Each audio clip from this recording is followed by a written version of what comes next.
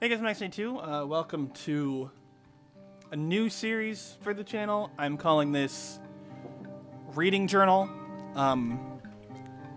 It's basically just an excuse for me to talk about things that I read, but also will hopefully encourage me to read more. It's part of the goal. So today will be the first one. It is March. It's for March 2021. This video will be coming out in April, but it is for March. I am drinking a Lilikoi Passion.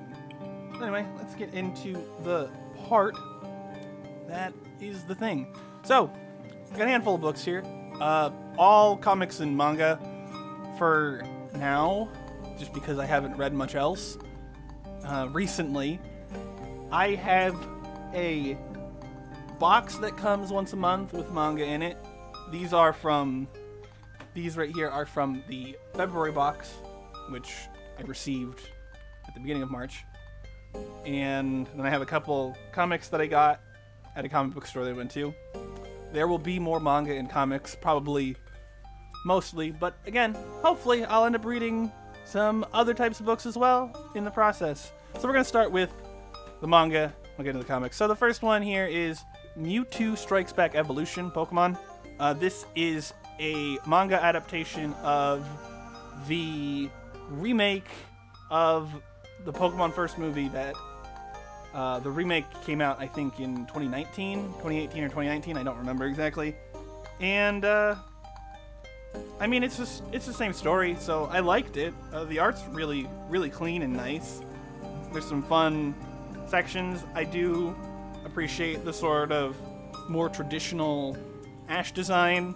I particularly did not like the Sun and Moon redesign for Ash Ketchum. And I think this one being a bit, it's not exactly one-to-one the original design, but it is more classic. Made me appreciate this a lot more. It's just very good art. And I mean, the story is the story. It's the same story. It's just the plot of the movie, pretty much. But yeah, I liked it. Had a good time with it. I would like to try and get my hands on maybe some of the other stuff by this mangaka. The next one I have is the Super Mario Manga Mania. This is a collection of the Super Mario series of comics that is in Korokoro. It's a children's magazine in Japan. And this is just a collection that was put together by the mangaka, and I liked it. I had a good time with it. It's, you know, it's silly. It's a bit, like I said, it's from a children's magazine. It is a bit skewed towards the sort of younger demographic, but I think it's got like, it's fun. It's very visually busy. You probably cannot see any of that, but it's a very visually busy, especially in the black and white. So it can get a bit difficult to discern what is happening sometimes, like what exactly is going on. But like, I'm assuming that the visual busyness is because this is skewed for like younger children for the most part. But it gets into, you know, it's funny, it's got some emotional points, I really enjoyed this one. And I would like to get my hands on more of the Super Mario comic at some point. So the third one here is Solo Leveling, which is a manhwa, which is Korean. It's a Korean comic. And it's an adaptation of a web novel. This was a web manhwa to begin with. Hopefully I'm pronouncing that correctly. It's okay. It doesn't really get too far into the story. This is very much just like the prologue for the most part. This much of the book is the setup to the plot. This is the premise. All this. This is where we start to get into the meat of the actual story, which is that this guy sort of wakes up from having died and, like, he didn't die. He was found, and he suddenly has a video game skill tree and stuff like that. He's got, like, but it's real life. It's not, like, you know, supposed to be there. It wasn't there before. And I feel like we could almost have started here. I didn't exactly need this up front. You could have given me, you know, basically this intro prologue, like the literal prologue here, and then dumped me here and sort of told me all of this part along the way after that. It just felt a bit excessive. It's very much not designed to be in this format. There are 5 pictures in this 2-page spread, and it takes up very little of the page real estate. It feels kind of like a waste to me, that there's just so much blank space. And I get why it's adapted from a format that is digital and is vertical, and so you would be scrolling down this, and so all this blank space doesn't matter as much because it's not being printed in a physical book. But being printed in a physical book, it feels like a waste to have all these pages that have 4 pictures that take up, you know, maybe half the page again, like something like this. I probably won't look for more of this.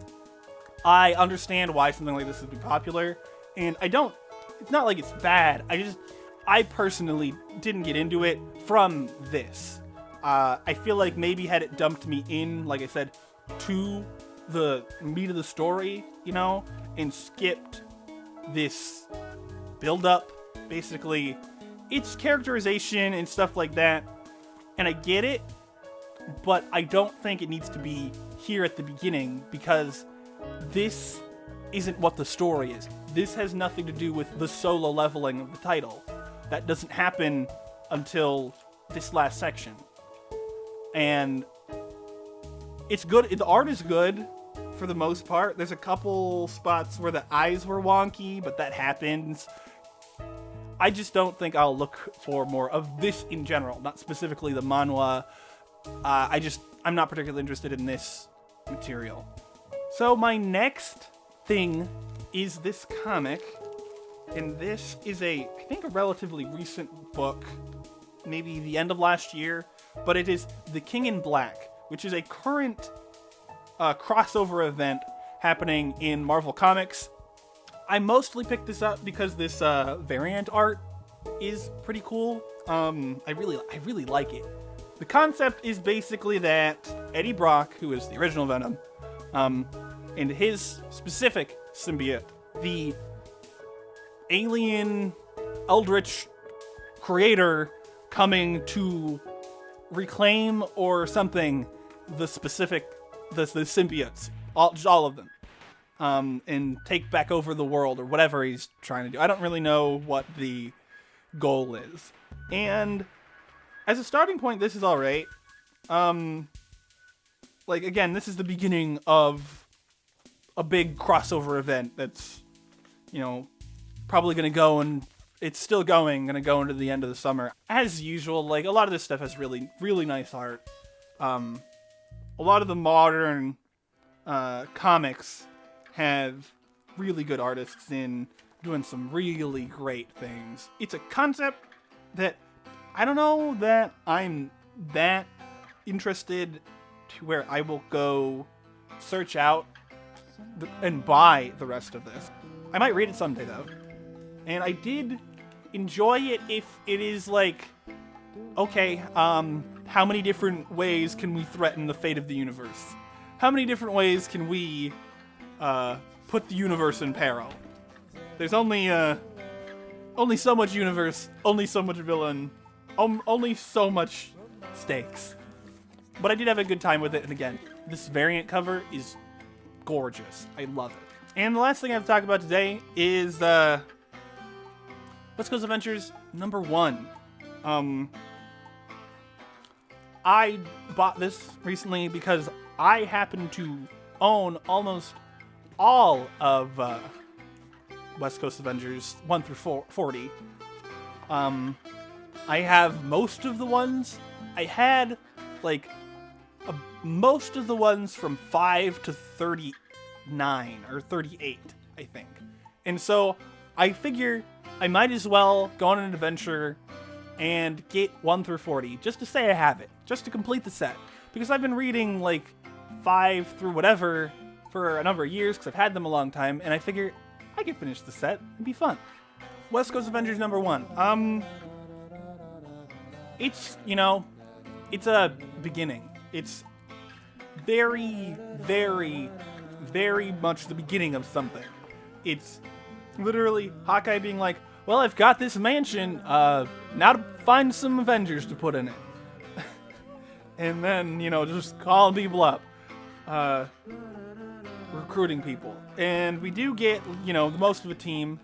I mean, it's old comics. A lot of the older stuff is a bit ham-fisted in its dialogue. It's got to do a lot because these are sold on newsstands, and you want it to be able that someone can pick up any book and kind of have an idea what's happening without having to start the series at #1, for instance, or anything. So because this is a new story, it has to tell you all the characters are to an extent. Be like, it's Hawkeye. Oh yes, my wife, Mockingbird. It's really gotta spell it out so that people who have never read a Marvel comic before can pick this up and be like, okay, I know who these people are. I can get into this. And that's sort of a downfall just because of the medium and the time period. I feel like there's not as much of that anymore, but especially in these older, like, 80s, this is 84, so, like, the 70s, 80s, even into the 90s comics have that problem, where it has to just introduce you to everyone, introduce you to everything, explain everything, every time it happens, and so that people can pick up any book. And, I mean, this isn't, like, groundbreaking or anything. I had a good time with it, but it's the beginning of a story. It's not a full story. It's not particularly anything that's standout or conclusive. Hopefully, this is a thing people are vaguely interested in. I'm trying to keep it, like, casual energy. I might find some of my softer, vibier music to put under it. I don't know, make something maybe specific for the show. If you've read any of these, if you have anything to say about any of these, let me know in the comments. If you have opinions on these, let me know in the comments. So, next month, more books, more things. If you want to see the extended version of this, you can see it on my Patreon. It's probably going to be, 20 minutes. I can't see the camera thing from here, but I'm going to cut this down. I ramble. This isn't scripted, so this will be cut down. If you are having a good time with this, you can hit the like button. And if you didn't, hit the dislike button. If you want to keep up with this series, it will be monthly, or any other series on my channel, you can hit that subscribe button and maybe the notification bell. Put things in your subscription box, hopefully. Like I said, leave a comment. If you read any of these, if you have any opinions on any of these